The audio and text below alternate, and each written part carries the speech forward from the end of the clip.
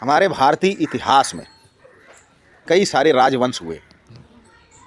मौर्य वंश, गुप्त वंश, वर्धन वंश, कई सारे। उसमें से जो गुप्त वंश था, गुप्त काल, उसको भारतीय इतिहास का स्वर्ण युग कहा जाता। स्वर्ण युग, इसका अर्थ क्या है कि ऐसे बहुत सारे काम गुप्त काल में हुए जो स्वर्ण युग बन गए। दिल्ली में स्थित एक मेहरौली स्तंभ है, उसमें शासकों की विजय का वर्णन है। और इस स्तंभ की खासियत यह है कि 1600 साल बीत जाने पर भी आज तक उसमें जंग नहीं लगी। ऐसी धातु का बनाया गया है कि उसमें जंग 1600 साल। स्टील भी बाजार से खरीदो, थोड़े दिनों बाद वो भी काली हो जाती है। 1600 साल तक जंग नहीं, मेहरौली में है। तो चलिए आज हम उस गुप्त वंश को समझते हैं। बात थोड़ी लंबी होगी लेकिन ध्यान से सुनेंगे तो इससे संबंधित कुछ प्रश्न आएंगे तो आप कर लेंगे। कुषाण वंश के पश्चात जो नए वंश का उदय हुआ उसका नाम था गुप्त वंश, और इसका काल जो है 319 ईस्वी में स्थापित हुआ, ईसा के 319 वर्षों के बाद। इस राजवंश ने भारत के विशाल भूभाग पर लगभग 200 वर्षों से अधिक शासन, जितने वर्ष यहाँ अंग्रेजों ने शासन किया उतने ही वर्ष लगभग। लेकिन ये गुप्त वंश, अंग्रेज तो बाहर ही थे, विदेशी थे, ये तो हमारे देश के थे। गुप्त वंश ने व्यापार, साहित्य, लिटरेचर, कला, स्थापत्य मतलब मकान बनाने की कला, विज्ञान, तकनीकी में बहुत विकास किया और गुप्त काल को स्वर्ण काल कहते हैं। तो गुप्त वंश में प्रथम शासक जो हुआ था, प्रथम शासक के रूप में उसका नाम था श्रीगुप्त। और उसके बाद जो दूसरा शासक उसका नाम था घटोत्कच। एक भीम का पुत्र भी था घटोत्कच। ये दोनों ही प्रभावहीन शासक थे, मतलब इनका कोई विशेष नाम नहीं। लेकिन इसके बाद जो शक्तिशाली शासक इसके प्रथम कहे जाते वो हैं चंद्रगुप्त प्रथम। इन्हें महाराज धीराज की उपाधि से धारण इन्होंने की थी। और चंद्रगुप्त प्रथम ने ही गुप्त सम्मत चलाया था। इनकी रानी का नाम कुमार देवी था, जो लिच्छवी गणराज्य की राजकुमारी थी। लिच्छवी जहाँ जैन धर्म। इस वैवाहिक संबंध ने गुप्त सत्ता के विस्तार में महत्व। उसके बाद चंद्रगुप्त के बाद उसका पुत्र समुद्रगुप्त, जिसे महान विजेता कहा जाता है और उसकी तुलना नेपोलियन से की जाती है। ठीक है, ये प्रश्न बनता है कि किसे भारत का नेपोलियन कहा जाता, तो आप बताएंगे समुद्रगुप्त। समुद्रगुप्त ने आर्यवर्त के 9 शासकों को पराजित किया और उसने दक्षिणावर्त के 12 राज्यों को जीतने के बाद उनसे उपहार के रूप में उपहार प्राप्त किए और उन्हें करमुक्त कर दिया। विजय प्राप्त करने के बाद समुद्रगुप्त ने अश्वमेध यज्ञ किया। अश्वमेध क्या है? घोड़ा छोड़ा जाता था, जहाँ तक घूम के आए अगर कोई नहीं पकड़ता तो वहाँ तक का क्षेत्र उसी का हो जाता। और उसने अश्वमेध घोड़ा अंकित मुद्रा को भी चलाया। ये भी प्रश्न बनता है कि अश्वमेध अंकित मुद्रा किसने चलाई, तो नाम समुद्रगुप्त की विजय का वर्णन प्रयाग प्रशस्त में मिलता है। ये भी सामान्य ज्ञान का प्रश्न। प्रयाग प्रशस्त की रचना समुद्रगुप्त के दरबारी कवि हरिशेण ने की थी, जो इलाहाबाद स्थित अशोक स्तंभ पर उत्कीर्ण है। तो कि गुप्त वंश कहाँ तक फैला हुआ था, तो ये जो ग्रीन दिख रहा है ये पूरा गुप्त वंश ही है। और देखिए प्रयाग प्रशस्ति में लिखे अक्षरों पर ध्यान दीजिए।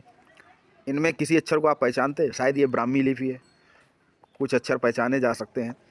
उसके बाद समुद्रगुप्त के बाद उसका पुत्र चंद्रगुप्त द्वितीय बैठा। देखिए पहला चंद्रगुप्त प्रथम, फिर उसका पुत्र समुद्रगुप्त, उसके बाद समुद्रगुप्त का पुत्र चंद्रगुप्त द्वितीय।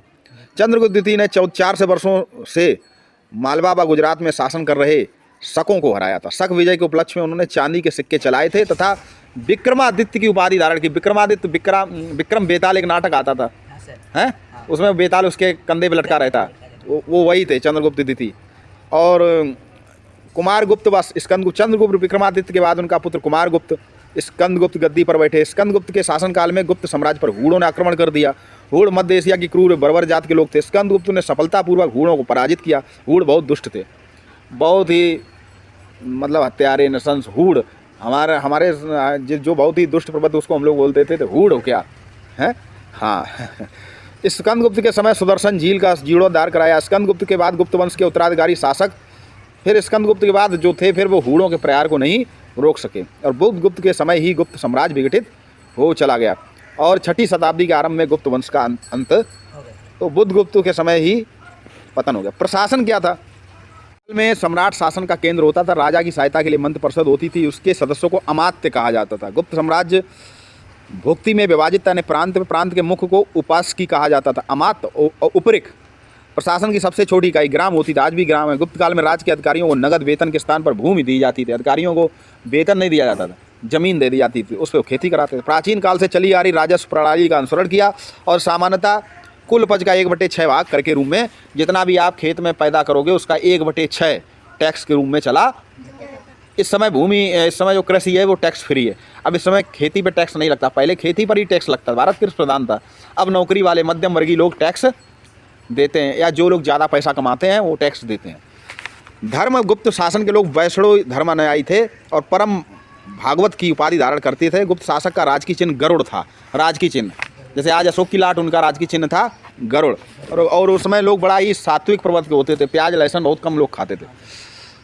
गुप्त साम्राज्य में संगीत प्रेमी थे ये लोग, और सिक्कों पर बीड़ा बजाते हुए समुद्रगुप्त। तो आप ये प्रश्न बनता है कि सिक्कों पर बीड़ा बजाते हुए किसका चित्र है, तो कहेंगे समुद्रगुप्त। जीके में यही प्रश्न पूछा करो, किताब से छांटा करो, ये पूछा करो सिक्के पे बीड़ा बजाते हुए कौन से शासक ने अपनी फ़ोटो लगवाई थी, तो उत्कीर्ण करवाई थी, तो समुद्रगुप्त। कला, स्थापत्य, मूर्तिकला और चित्रकला इस युग की महान देन। भूमरा नामक स्थान पर शिव मंदिर का चबूतरा और शिवलिंग ही शेष रह गए। गुप्तकाल मंदिर का सर्वोत्तम उदाहरण देवगढ़ का दशावतार मंदिर है, देखना चाहिए। देवगढ़ में है, झांसी में, झांसी के देवगढ़ में। अब की बार झांसी जाएंगे तो देख के आएंगे, ये उनका हाँ दशावतार मंदिर। मूर्तियाँ हिंदू, वैष्णव, शैव, वैद्य, जैना सभी मूर्तियों का निर्माण सफ़ेद बलुआ पत्थरों से हुआ। गुप्तकाल में विशेष प्रकार के पत्थर के स्तंभ भी बनवाए जाते थे। औरंगाबाद महाराष्ट्र के पास अजंता की प्रसिद्ध गुफा है। हाँ ठीक है, औरंगाबाद। गुफा की दीवारों पर बुद्ध के जीवन से संबंधित घटनाओं का चित्रांकन है, जिन्हें भित्ति चित्र भी कहा जाता है। साहित्य, गुप्त काल में नवरत्न हुआ थे। चंद्रगुप्त विक्रमादित्य के दरबार में नवरत्न थे, उनमें से कालिदास वही थे उनके समय। उन कहानी सुनाएंगे कभी, कालिदास बहुत बढ़िया। अभिज्ञान शाकुंतलम, रघुवंश, कुमार संभव उन्हीं ने रचना की थी कालिदास ने। इसी काल में शूद्रक ने मृच्छकटिकम तथा विशाख दत्त ने मुद्रा राक्षस नामक नाटक लिखे। इस काल में पुराणों की रचना प्रारंभ हुई। विष्णु शर्मा द्वारा पंचतंत्र की रचना हुई। पंचतंत्र की कहानियाँ भारत के प्रमुख ग्रंथों में रामचरितमानस और पंचतंत्र की कहानियाँ, एक कश्मीर का एक ग्रंथ है। ये 3 ग्रंथ विश्व विरासत में शामिल हैं। तो पंचतंत्र कहानियाँ सुना करो, हमारे पास किताब मैं दूंगा पढ़ने के लिए। रामायण महाभारत को भी इस समय अंतिम रूप दिया गया, मतलब उसको लिखा गया ठीक से। विज्ञान और सबसे बड़ी, इसीलिए तो इसको स्वर्ण युग कहा गया। इसमें हर क्षेत्र में साहित्य, कला, संगीत, विज्ञान, धर्म सब में प्रगति हुई। विज्ञान के में इस समय आर्यभट्ट हुए थे। उन्होंने बताया पृथ्वी गोल है और सूरज का चक्कर लगाती है, और भारत का प्रथम कृत्रिम उपग्रह आर्यभट्ट ही था, पहला नाम रख। मैरोली के लौह स्तंभ वैज्ञानिक प्रगति का बेजोड़। एक डॉक्टर बहुत बड़े हुए चिकित्सक जिनका नाम था बारह मीरी, ये सब नवरत्न थे उनके।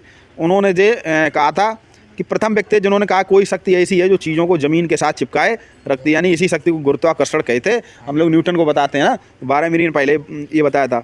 वो चिकित्सक भी थे और वैज्ञानिक भी थे। फायान के अनुसार गुप्त काल की सामाजिक स्थिति, उस समय फायान आया था, तो देखिए ह्वेनसांग आया था हर्षवर्धन समय, और फायान आया था चंद्रगुप्त विक्रमादित्य के समय है। तो फायान, उसने कहा शासन बहुत अच्छा था, प्रजा सुखी थी, धनी थी, लोग स्वतंत्रता पूर्वक व्यवसाय करते थे, धर्मशालाओं में भोजन की समुचित व्यवस्था थी, यानी फ्री भोजन, लंगर। राज्य में चोरी का नाम नहीं सुना है, उसमें चोरी नहीं होती थी। देश में शांति थी, राजा और प्रजा एक दूसरे के प्रति आदर और सम्मान का भाव रखते थे। उस समय कोई घरों में ताला नहीं डालता था, चोरी नहीं होती थी है। आज का समय, पहले चोरी नहीं होती, ताला नहीं डालते थे घर में, इतने लोग मतलब संस्कारी थे, इसीलिए स्वर्ण युग कहा जाता।